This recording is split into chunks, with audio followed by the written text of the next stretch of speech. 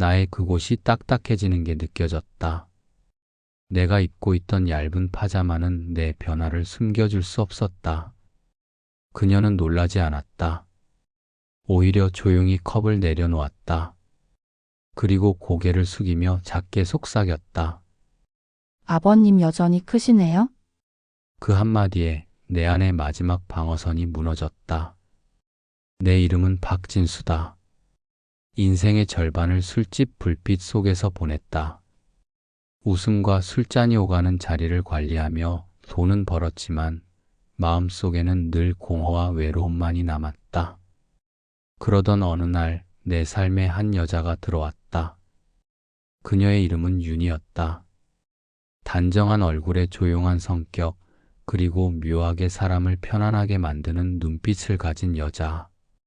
다른 업소 여자들과 달리 요란스러움이 없었다. 나는 그 점에 마음을 빼앗겼다. 윤희를 가까이 두면서 알게 된 사실이 있었다. 그녀에겐 이미 아들이 있었다. 이름은 민호, 당시 중학교 3학년이었다. 첫 만남의 순간을 지금도 선명히 기억한다. 작은 체구에 아직 앳된 얼굴, 하지만 또래보다 눈빛이 어른스러웠다. 그날 윤희는 조심스레 말했다. 민호야, 인사드려. 앞으로 엄마랑 같이 지내실 분이야. 민호는 잠시 나를 똑바로 보더니 어른스럽게 허리를 숙여 안녕하세요 라고 인사했다. 나는 순간 가슴이 철렁 내려앉았다. 이 아이에게 어떤 아버지로 비칠까? 아니, 아버지라 부를 자격이나 있을까? 그날 이후 우리는 어색한 동거를 시작했다. 윤희와 나는 남녀로서 함께였지만 민호와 나는 낯선 이방인 같은 존재였다. 저녁 식탁에 앉아도 대화는 길지 않았고 나는 어떻게 말을 꺼내야 할지 몰라 늘 숟가락만 만지작거렸다. 하지만 민호는 의외로 담담했다. 학교에서 있었던 일을 툭 던지듯 이야기하기도 했고 내게 존댓말을 쓰며 예의를 지켰다. 내가 긴장하는 것보다 민호가 더 빨리 적응해가는 듯 보였다. 세월은 그렇게 조금씩 우리를 묶어주었다. 내가 업소를 운영하며 밤늦게 귀가할 때면 민호는 늘 책상 앞에 앉아 공부를 하고 있었다. 새벽녘 몰래 방 불을 꺼주다 보면 묘한 안도감이 밀려왔다. 이 아이가 내 피는 아니어도 내 삶의 일부가 되어가는구나. 그렇게 나는 조금씩 민호를 내 아들로 받아들이기 시작했다. 민호는 다른 아이들과 달랐다. 어머니가 어떤 일을 하는지, 내가 어떤 업을 하는지 알면서도 전혀 주눅 들지 않았다. 세상의 편견을 알면서도 그것에 휘둘리지 않았다. 오히려 또래보다 더 깊이 사람을 이해했고 쉽게 남을 판단하지 않았다. 나는 그 모습에서 묘한 부끄러움과 자부심을 동시에 느꼈다. 그렇게 10년이란 시간을 보냈다. 윤희는 몇 년 전 위암 판정을 받고 투병하던 중 작년에 암으로 세상을 떠났다. 병상에서 그녀가 마지막으로 남긴 말은 지금도 내 귀에 남아있다. 민호 좀 챙겨주세요. 고마웠어요. 그녀는 내 손을 꼭 쥔 채 눈을 감았다. 나는 흐느끼며 고개를 끄덕였다. 윤희의 죽음 이후 집안은 썰렁했지만 동시에 이상하게도 단단해졌다. 이제 남은 건 나와 민호 둘뿐이었다. 장례를 치르고 돌아온 날 우리는 말없이 서로의 어깨를 잡고 울었다. 그날 이후로 부자의 관계는 전보다 더 가까워졌다. 주말이면 산을 오르고 때로는 여행을 떠났다. 친구들은 우리를 보고 아버지와 아들이라기보단 형제 같다고 농담했지만 나는 그 말이 싫지 않았다. 나는 안다. 민호는 내 친아들이 아니지만 내 인생에서 가장 소중한 아들이다. 혈연보다 중요한 건 함께 살아온 시간, 서로에게 기댄 순간들이었다. 그러나 내 마음 한편에는 늘 불안이 스며 있었다. 내가 살아온 과거, 업소에서 보낸 세월, 그리고 감추고 싶은 기억들. 언젠가 그것들이 민호의 삶을 흔들지 않을까 두려웠다. 하지만 민호는 단 한 번도 그것을 문제 삼지 않았다. 오히려 더 다정하게 나를 챙겼다. 그러나 운명은 언제나 인간의 결심을 비웃듯 예기치 못한 순간에 다가오는 법이었다. 지금 돌아보면 윤희를 잃고도 민호와 웃으며 지냈던 그 시간들은 어쩌면 더 큰 폭풍을 준비하는 고요였을지도 모른다. 민호가 아버지, 이번 주말에 인사드릴 사람이 있어요. 결혼 생각을 하고 있습니다. 라고 말했을 때 나는 기분이 묘했다. 아내 윤희가 떠난 지 벌써 2년. 그동안 집안은 적막했고 웃음소리 하나 없는 공간이었다. 하지만 아들은 잘 버텼다. 때로는 내게 친구처럼 다가왔고 때로는 든든한 버팀목이 되어 주었다. 나는 속으로 늘 바랐다. 언젠가 민호가 좋은 여자를 만나 따뜻한 가정을 꾸리길. 아내가 떠난 빈자리를 새 삶으로 채우길. 손주의 울음소리가 다시 이 집을 가득 메우길. 그런데 정작 그날이 닥치고 나니 가슴이 두근거렸다. 누굴까? 어떤 여자가 아들의 마음을 움직였을까? 나는 별다른 의심 없이 설렘 섞인 기대를 품었다. 주말 초인종 소리가 울렸다. 아버지 인사드려요. 민호가 활짝 웃으며 문을 열었다. 그의 옆에 선 여자를 보는 순간 내 심장이 얼어붙었다. 그녀였다. 서연. 나는 숨이 막혔다. 나를 본 그녀도 표정이 굳어졌다. 하지만 이내 어색한 표정으로 미소를 지었다. 처음 뵙겠습니다, 아버님. 목소리가 떨리고 있었다. 순간 2년 전의 기억이 불쑥 고개를 들었다. 아내 윤희가 세상을 떠난 직후 나는 무너져 있었다. 허무와 외로움이 매일 밤 나를 집어삼켰다. 불 꺼진 거실을 지날 때마다 가슴이 허전했고 술 없이는 잠들 수가 없었다. 어느 날 오랜만에 업소를 찾았다. 세상으로부터 잠시 도망치고 싶었다. 그곳은 여전히 네온사인이 번쩍였고 낯선 음악과 웃음소리가 가득했다. 그때 내 앞에 앉은 여자가 바로 서연이었다. 이제 막 일을 시작한 듯한 모습, 화려하지는 않았지만 눈빛이 단정했다. 그녀는 조용히 내 잔을 채우며 말했다. 술 많이 드셨네요? 괜찮으세요? 짧은 한마디였지만 묘하게 마음을 건드렸다. 나는 그날 술값과 함께 그녀에게 따로 비용을 지불하고 방으로 향했다. 아내를 떠나보낸 뒤 처음으로 여자의 체온을 느꼈던 밤이었다. 우린 서로에게 감정은 없었다. 위로나 다정함도 없었다. 그저 외로움과 허기를 채우는 몸의 교감뿐이었다. 나는 아내를 잃은 허전함을 술로도 지울 수 없어 그녀를 찾았다. 서연 역시 특별한 표정 없이 내 곁에 누웠다. 그 뒤로 4~5번 정도 더 만났다.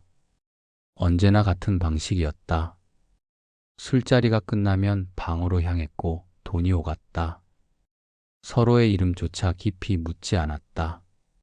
눈빛에 머물던 온기조차 차갑게 식어갔다.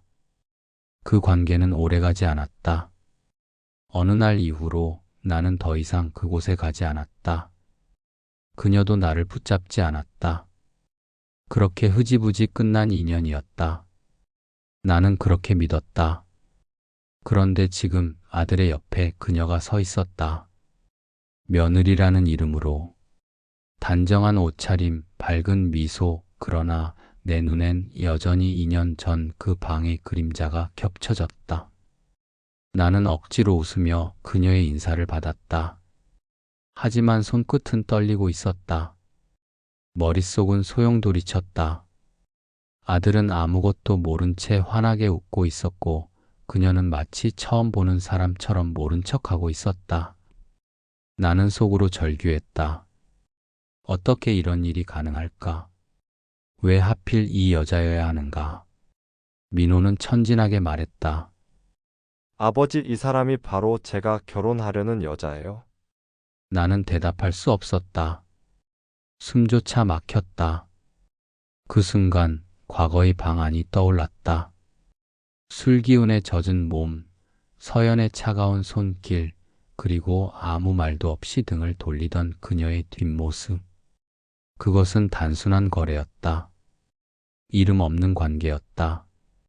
그런데 이제 그녀는 내 아들의 미래로 나타나 있었다. 나는 고개를 들지 못했다. 아들의 환한 얼굴과 그녀의 조용한 미소 사이에서 온몸이 무너져 내리는 듯 했다. 그것은 운명이 던진 잔혹한 농담 같았다. 늦은 밤 민호가 잠시 전화를 받으러 방을 비운 사이였다. 거실에는 나와 서연만 남았다. 부엌에서 물컵을 정리하던 그녀가 조심스레 내 쪽으로 몸을 돌렸다. 평소와 다르지 않은 단정한 미소였지만 그 눈빛에는 미묘한 그림자가 비쳤다. 아버님, 그녀가 낮은 목소리로 말을 건넸다. 응? 나는 무심한 척 대답했지만 손에 들린 잔을 내려놓는 소리가 유난히 크게 울렸다. 민호 씨랑 지내다 보면 참 좋아요? 성실하고 다정하고 저한테 늘 배려도 많고. 서연은 잠시 말을 멈추더니 잔잔하게 한숨을 내쉬었다. 그런데 사람이 다 똑같진 않잖아요? 제가 바라는 것과 조금은 다른 부분도 있어요? 나는 순간 귀가 기울여졌다. 그녀는 말을 길게 느리지 않았다. 오히려 담담하게 마치 일상적인 대화처럼 꺼내놓았다. 민호 씨는 착하고 순수한데 가끔은 너무 조심스러워요? 저한테 손길을 내밀 때조차 뭔가 벽이 있는 것 같아요? 물론 저를 아끼려는 마음인 건 알지만 여자로서 느끼는 부분이 있잖아요? 그 말에 내 심장이 순간 멎는 듯했다. 그녀는 눈길을 떨구고 있었다. 직접적인 단어를 쓰지 않았지만 나는 알아들었다. 육체적 관계에 대한 은근한 불만. 아들은 모르는 기척을 나는 알고 말았다. 머릿속이 어지러웠다. 본능처럼 2년 전의 기억이 떠올랐다.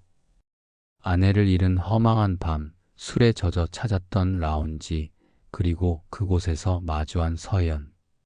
낯선 방 안, 조용히 내 곁에 누워있던 그녀의 체온, 몇 차례 이어진 밤들. 나는 그 기억을 억눌렀다고 생각했다. 하지만 그녀의 방금 전 말 한마디가 불씨가 되어 잊혔다 믿었던 장면들이 선명히 되살아났다. 그녀의 목소리는 차분했지만 내 귀에는 묘하게 울렸다. 저도 여자니까 때로는 조금 더 솔직하게 다가와 주면 좋겠다는 생각을 해요. 그렇다고 민호 씨를 탓하려는 건 아니에요. 아버지랑 아들인데도 많이 달라요? 사이즈도 그렇고. 그냥 제 마음을 어디에도 말할 수 없으니까 아버님께만.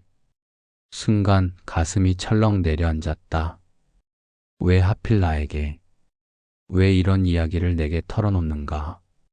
나는 입술을 깨물며 시선을 피했지만 귀는 이미 그녀에게 사로잡혀 있었다.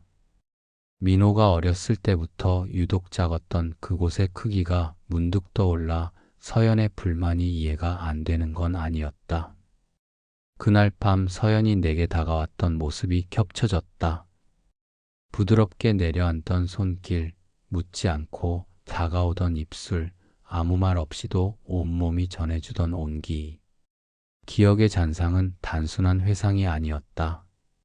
그것은 다시 내 몸을 덮쳐오는 듯한 생생한 감각이었다.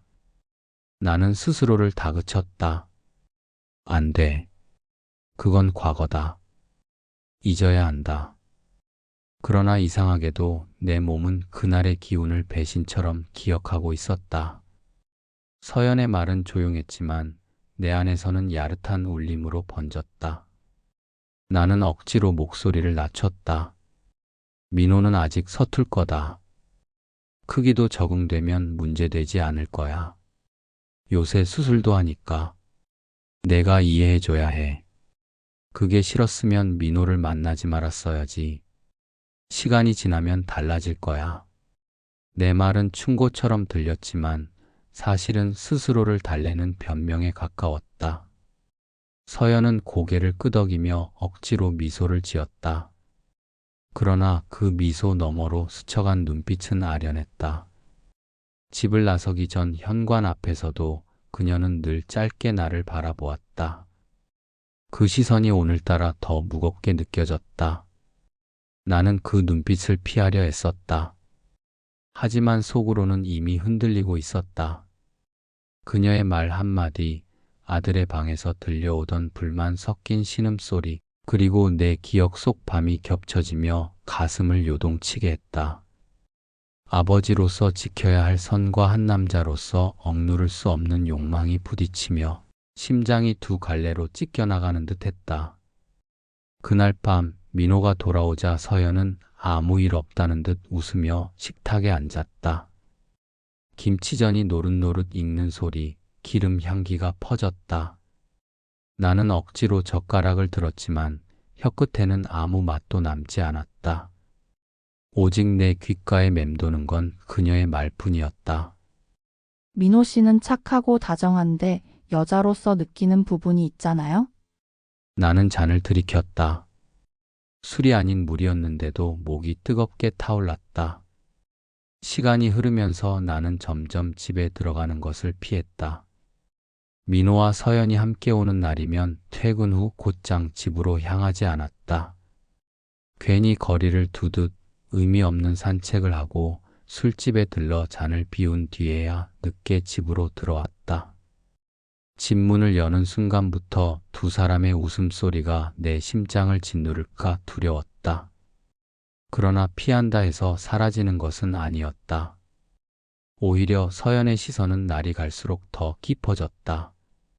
식탁에 둘러앉아도 민호가 장난을 치며 웃고 있어도 서연은 잠시 나를 보았다. 눈길이 짧았지만 묘하게 무거웠다.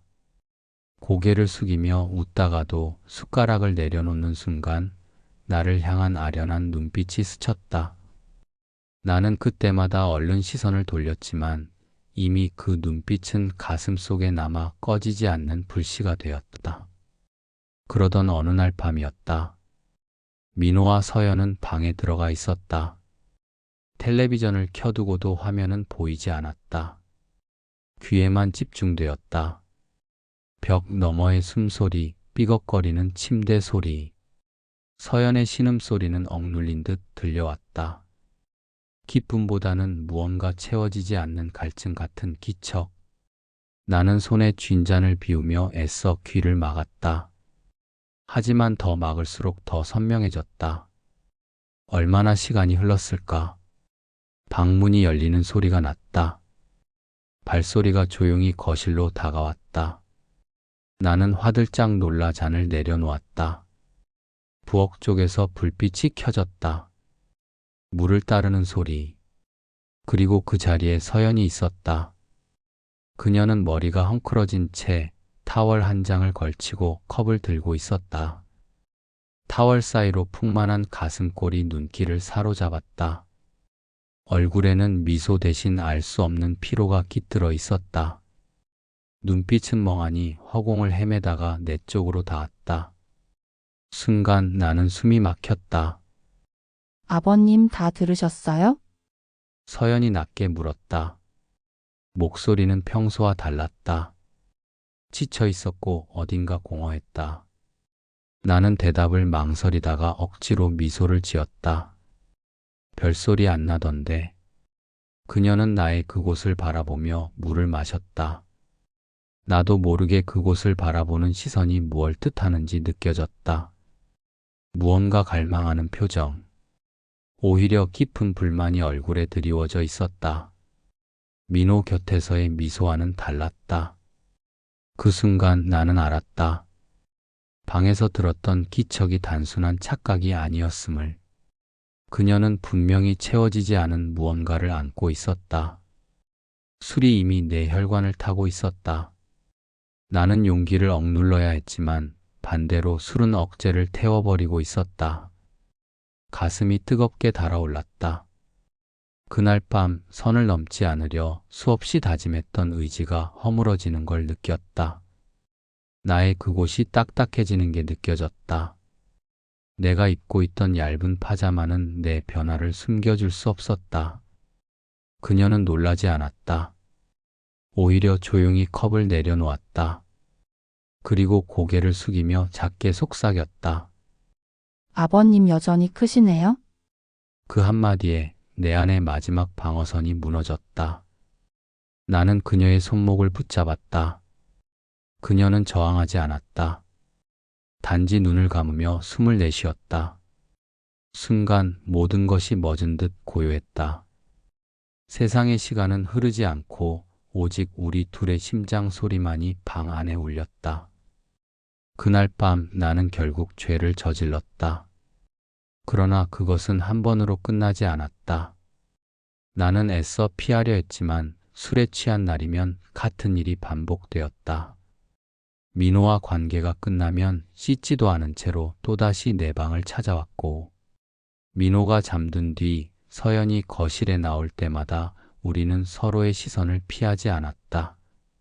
말없이 다가와 말없이 엉켜들었다.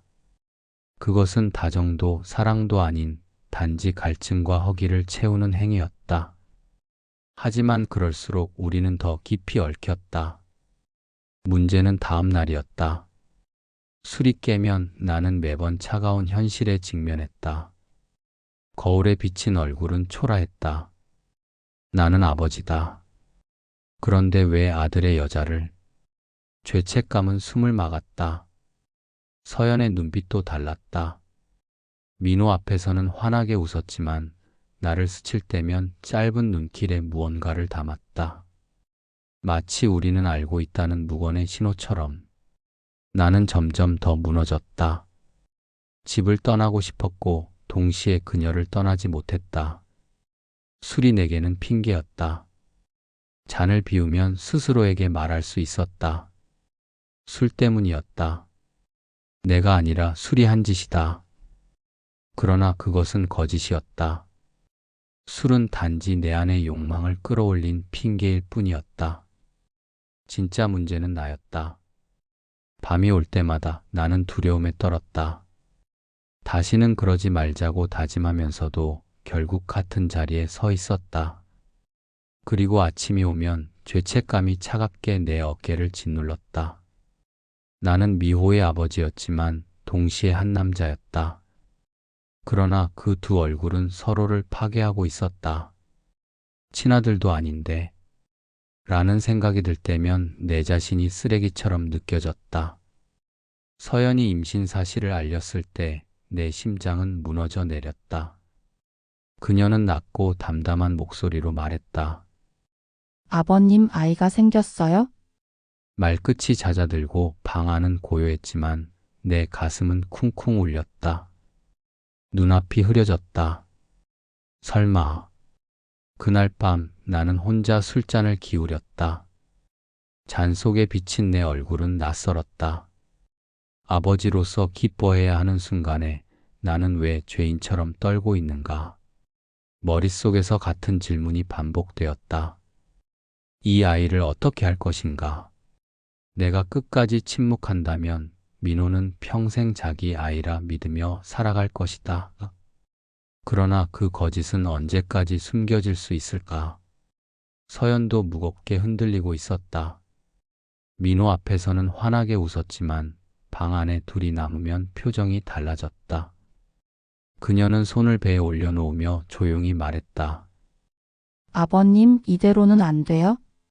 저도 무섭고 죄책감이 너무 커요. 민호 씨가 아이를 사랑하는 눈빛을 볼 때마다 저는 가슴이 찢어져요. 나는 눈을 감았다. 대답을 할 수 없었다. 죄책감은 이미 목을 조르고 있었고 그 죄를 씻을 방법은 보이지 않았다. 그러나 어느 날 서연이 단호하게 말을 꺼냈다. 아이를 지울 거예요? 순간 숨이 멎었다. 나는 고개를 번쩍 들었다. 뭐라고? 라고 말했지만 내 내면에선 바라고 있었을지도 몰랐다. 서연의 눈빛은 흔들렸지만 결연했다. 이대로는 우리 모두 망가져요? 아이가 태어나면 민호 씨는 평생 속을 거짓으로 채워야 해요? 아버님도 무너지고 저도 살 수 없어요? 죄책감 때문에 숨을 쉴 수조차 없어요? 그래서 저는 이 아이를 보내야겠어요? 그녀의 목소리는 잔인할 만큼 차분했다. 나는 아무 말도 하지 못한 채 손을 움켜쥐었다. 눈앞이 아득해졌다. 며칠 뒤 그녀는 작은 가방을 들고 집을 나섰다. 그녀는 그렇게 병원으로 향했다. 그리고 그날 아무에게도 알리지 않은 채 결정을 내렸다. 아직 작고 여린 생명이었지만 그녀는 눈물을 삼키며 끝냈다.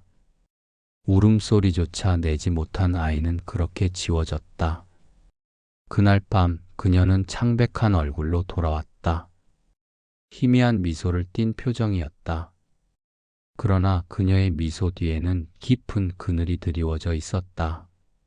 그 이후 서연은 민호와 거리를 두기 시작했다. 핑계를 대며 함께하는 시간을 줄였다. 몸이 피곤해서 조금 쉬고 싶어요? 민호는 처음에는 단순히 피곤한가 보다라고 믿었다. 그러나 시간이 지나자 조금씩 의아해하는 눈빛을 보였다. 요즘 왜 이렇게 자주 피곤하다고 해? 혹시 내가 신경 쓰이게 한 거 있어? 그때마다 서연은 억지로 웃으며 고개를 저었다. 아니에요? 그냥 몸이 힘든 것뿐이에요? 곧 괜찮아질 거예요? 하지만 나는 알았다. 그녀가 민호와 거리를 두는 진짜 이유를. 그 거리는 곧 우리 둘의 죄책감이었고 감춰진 진실이었다. 나는 술잔을 기울이며 마음속으로 수백 번의 독백을 되뇌었다. 내가 아니었으면 이 아이는 세상에 올 수 있었을까? 내가 아니었으면 서연은 죄를 짊어지지 않아도 되었을까? 그러나 답은 나오지 않았다. 오직 죄책감만이 끝없이 무겁게 내려앉았다. 힘들어하는 민호를 보는 순간마다 나는 심장이 죄어드는 것을 느꼈다.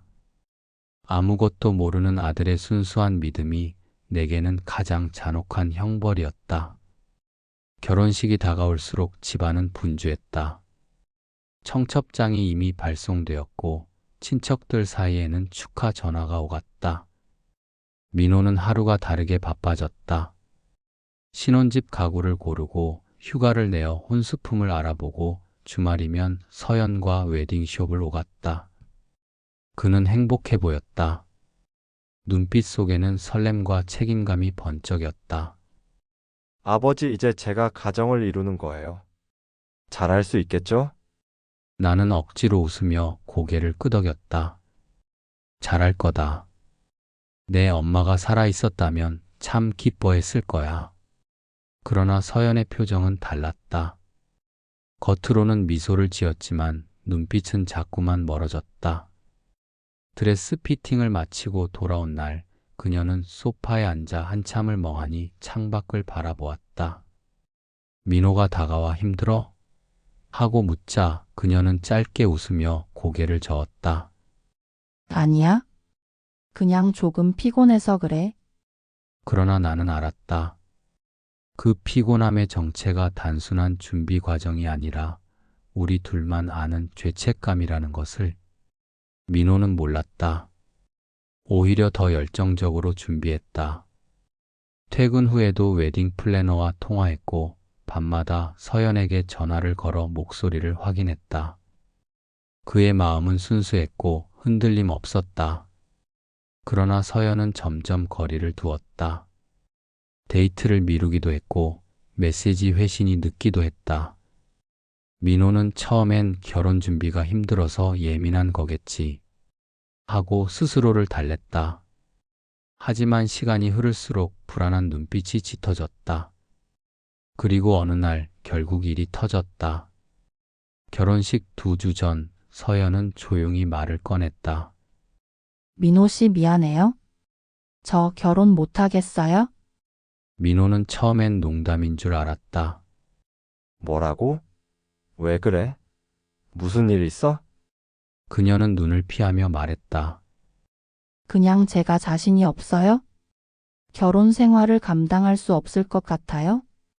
미안해요. 그 말은 단칼 같았다. 민호의 얼굴이 창백해졌다. 갑자기 무슨 소리야? 드레스도 다 맞췄잖아. 예식장 예약도 했잖아. 무슨 일이든 말해봐. 내가 다 해결할게. 그러나 서연은 고개를 저었다. 눈에 눈물이 맺혔지만 표정은 단호했다. 아무리 민호 씨가 잘해줘도 제 마음이 무너져 있어요? 결혼해서 함께 살면 오히려 더 불행해질 것 같아요? 그러니까 여기서 멈추자고요. 민호는 말을 잃었다. 얼굴을 감싸진 채 숨을 몰아쉬었다. 그의 어깨가 크게 들썩였다. 나는 그 모습을 멀리서 바라보며 심장이 찢어지는 듯 했다. 그러나 아무 말도 할 수 없었다. 내 입속에 갇힌 진실이 이 상황을 만든 근원이라는 걸 알았기 때문이었다. 결혼은 결국 취소되었다. 예식장은 전화로 정리했고 청첩장은 더 이상 의미가 없었다. 친척들은 의아해했지만 민호는 아무 설명도 하지 않았다. 다만 짧게 말했다. 저희가 서로 준비가 안 된 것 같아요. 죄송합니다. 그 이후 집안은 무겁게 가라앉았다. 민호는 방에 틀어박혀 며칠을 울었다. 밥도 먹지 않았고 친구들의 전화를 받지도 않았다. 서연은 아무 말도 남기지 않고 떠났다. 작은 가방 하나만 들고 사라졌다. 어디로 갔는지 어떻게 지내는지 누구도 알지 못했다. 그녀가 남긴 것은 공허와 죄책감뿐이었다. 남겨진 사람들은 폐허 속에 서 있었다. 민호는 상처 입은 짐승처럼 방황했고 나는 아버지로서 아무것도 해줄 수 없었다. 오히려 모든 것을 무너뜨린 장본인이 바로 나였다. 술잔을 붙들며 나는 스스로를 수백 번 저주했다. 내가 아니었다면 이 결혼은 무사히 치러졌을 것이다. 내가 아니었다면 민호는 지금도 웃고 있었을 것이다. 밤마다 윤희의 얼굴이 떠올랐다. 그녀가 내 손을 잡고 남긴 마지막 말. 민호만 잘 부탁해요. 나는 그 약속을 지키지 못했다. 오히려 아들을 가장 깊이 상처 준 사람으로 남았다. 깊은 한숨 뒤에는 바로 서연 생각이 이어졌다. 그녀 생각에 나도 모르게 딱딱함을 느꼈고 스스로 자책했다. 결혼식은 취소되었고 사람들은 흩어졌다. 그러나 무너진 마음은 제자리로 돌아오지 않았다. 민호의 눈빛은 여전히 슬픔에 잠겨 있었고 나의 눈동자에는 끝없는 죄책감이 깃들어 있었다. 그 죄책감은 민호와 내 사이를 예전처럼 두지 않았다. 이유는 모른 채 민호도 아버지마저 밀어내는 듯했고 짐수는 그런 민호에게 점점 더 다가가기 어려워졌다. 서연은 사라졌지만 그녀의 그림자는 남아 있었다. 우리 집안 곳곳에, 우리의 기억 곳곳에. 아무 말도 할 수 없었다.